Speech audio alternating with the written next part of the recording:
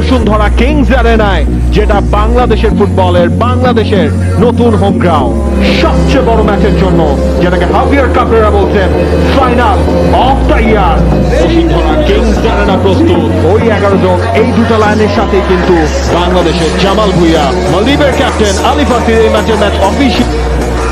তার নিজের কাজটা বেশ ভালোভাবে করছেন। লেফট ব্যাককে বাড়িয়ে দেওয়া বল, তবে বলে পেস অনেকটা বেশি। ফাকুল আহমেদ ফাহিম ঠিক আছে, করতে পারি বাংলাদেশের প্রথম গোল কিংস অ্যারেনায়। রাকিব কিশোর ঘোড়া এক্সপ্রেস বাংলাদেশকে এগিয়ে দিল ম্যাচের শেষে। আউটস্ট্যান্ডিং, পুরো গ্যালারি কিন্তু উল্লাসে মেতে উঠেছে। ম্যাচের 11তম মিনিটে যেই সময় আসলে রাকিবের গোল এবং সৃষ্টিকর্তার কাছে কৃতজ্ঞতার দিন। ঢুকেছে এবারে কিন্তু একটা বিপদের সম্ভাবনা। গোল হয়ে গেল, একটা গোল শোধ করে ফেললো মালদ্বীপ।